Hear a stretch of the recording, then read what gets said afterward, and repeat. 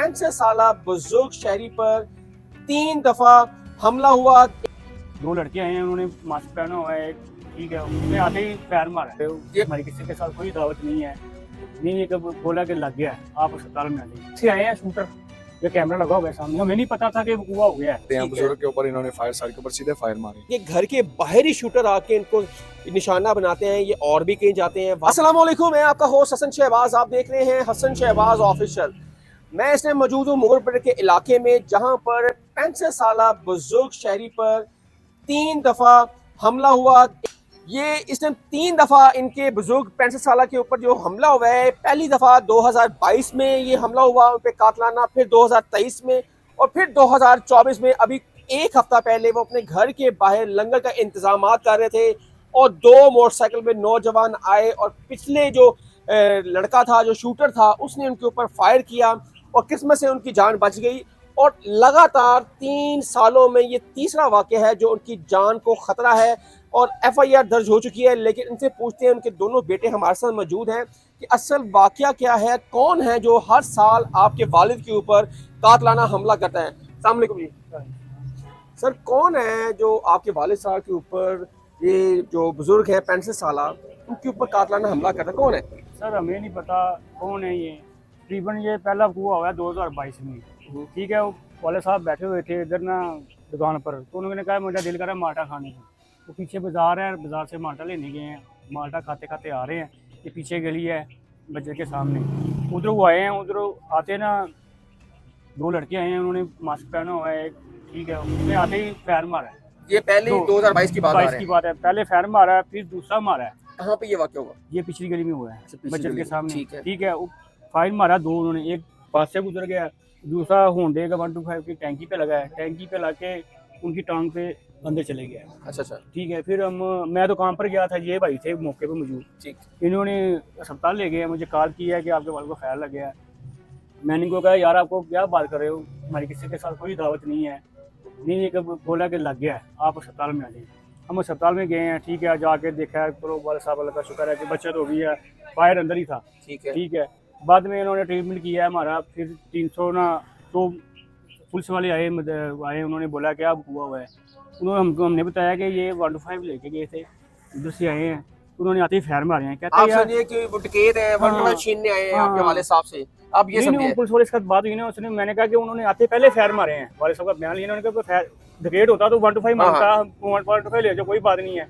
तो उनको समझ नहीं यार ये क्या हुआ है, वो हुंडा लेना तो हुंडा ले जाता। फिर उन 324 का हमारा पर्चा वो दर्ज हो गया 2022 में जी, ठीक है, पर्चा आ जाता है। उसके बाद ना वो मैं कहते हैं फलानी चीज़ लेनी है, फलाना लेना है, ये लेना है, वाला सामना कहते दफ़ा मारो यार, हमने किसके साथ क्या दुश्मनी लेनी है, जाने छोड़ दो, ठीक है। हमने छोड़ दिया, ठीक है, हमने बोला गेट थे, हमने क्या दुश्मनी लेनी किसी के साथ। दूसरी मरतबा जब ये हुआ होता है, हम ना 7-8 लड़के, सामने हमारी दुकान है, दुकान के अंदर बैठे हुए हैं, तो वाले साहब ना पहले उसी दुकान से ना इस दुकान पर आए हैं, ये वाली साथ वाली। अच्छा, आकर ना इधर उधर से ना इधर को गए हैं, ठीक है, इधर गए हैं तो एकदम ना पटाखे की आवाज़ आई है, हमने समझा कि किसी ने पटाखा चलाया, तो हमने ना बाहर निकले हैं, देखा है बाहर निकल कर, तो वाले साहब आ रहे हैं, तो उनके ना सलवार पर ब्लड लगा हुआ है, ठीक है। मैंने देखा क्या हुआ है, ब्लड लगा, ये दूसरी दफा, ठीक है, दूसरी दफा जब ना हमने देखा है ब्लड लगा हुआ है, तो हमने फिर ना ऊपर किया सलवार, देखा है कि ना उनके अंदर ना कैंकर है, ठीक है। हमने ना उनको ना वो इस जगह पे शूटरों ने जी सर, ये इधर से आए हैं शूटर, ये कैमरा लगा हुआ है सामने, हमें नहीं पता था कि हुआ हो गया है, ठीक है। हमने समझा कि वैसे ही कोई ना और मामला है। जब हमने ये वीडियो निकाली है, पीछे से निकाल के CCTV देखी है, देखकर वो लड़का आता है होंडे पर, दोनों ये सेम ही है, उसने उस जगह पे उतारा है उसको, उधर उतार के उसको समझा रहा है, वीडियो हमारे पास है, समझा रहा है कि मैं उधर खड़ा हूँ, तुम अपना कार्रवाई करके उस गली में आ जाओ, ठीक है।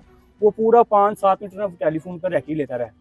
2023 में अगर हमारी जियो फेंसिंग हो जाती तो हमारे मुल्ज़िम ट्रेस हो जाने थे, ठीक है, इन्होंने जियो फेंसिंग नहीं की। तो जब हमने देखा है कि वो कॉल पे ना लगा हुआ है, इधर आगे ना खड़ा रहा है, पहले इधर जा रहा है, मोबाइल पर वो बात कर रहा है, तो जब उसको बोला ना, जब वाला साहब इधर से गुजरे हैं, उसने इधर से नीचे बैठ के ऐसे फायर किया, रेस्ट मारा है, ठीक है, अड़ गया, जो भी अल्लाह की मेहरबानी होगी है। फिर हमने 115 पे कॉल की है, आला अफसर आते हैं, आके कहते हैं जी ये कोई और मसला है, कोई लड़की के पीछे लड़का आया, ये ऐसा आया, हमें क्या पता, हमारी दुश्मनी किसी के साथ है ही नहीं है। तो उन्होंने हमको किया, ठीक है, तकरीबन कोई 15-20 दिन बाद वाला साहब मेरे मुरे पे चले जाते हैं। तो मुझे फ़ोन आता है नैब कोर्ट का 10 दिन बाद मुरे के जाने के बाद कि ये आपके मुलजिम जो है ना पकड़े गए हैं। ठीक है, उन्होंने नहीं कचहरी से फ़ोन आता है नैब कोर्ट का कि नैब कोर्ट को फ़ोन आता है कि आपके मुलजिम पकड़े हैं, उन्होंने 324 की ज़मानत रखी हुई है। तो मैं कहा यार मुलजिम तो पकड़े हैं, हमें थाने में बुलवाते हैं, हम शनाख्त परेड करते हैं, हमारे मुलजिम हैं, तुम्हारी क्या दावत है, क्यों फायर मारा है, किस लिए मारा है हमारे वाले साहब को? शनाख्त परेड के अलावा अभी तक हुई नहीं, तो उन्होंने अपनी जमानतें भी करा ली। नहीं जमानत रख ली है। ठीक है, मैंने फिर ना जिसको सब इंस्पेक्टर का केस में उसको फ़ोन किया, मैंने कहा आपने मुलजिम पकड़े हैं तो हमको बताया क्यों नहीं, हमारी शनाख्त परेड क्यों नहीं करवाई? वो कहता है यार मेरी मजबूरी है, मैंने ना बंदे डाल दिए हैं जो पकड़े थे, गलत बंदे डाल दिए, उसने मुझे खुद बताया। ठीक है, ठीक है। तो आए दूसरे भाई से पूछते हैं जो कि 2024 में जो ये वाकया पेश आया हफ्ता पहले, ये जो अहमद साहब हैं जो इनके वालिद हैं, 65 साल बुजुर्ग हैं, वो लंगर का इंतज़ाम कर रहे थे, अपने घर के बाहर देग पका रहे थे और हर जुमेरात को वो लंगर तकसीम करते हैं यहाँ पर। और कहना ये है कि वो उनकी कोई अदावत भी नहीं थी, उनकी कोई दुश्मनी भी नहीं है, उन पर आज तक पूछते हैं कि पर्चा हुआ है, कभी FIR हुई हो, कभी किसी के साथ उन्होंने हो जाती है नोक जोक, कोई ऐसा है कोई?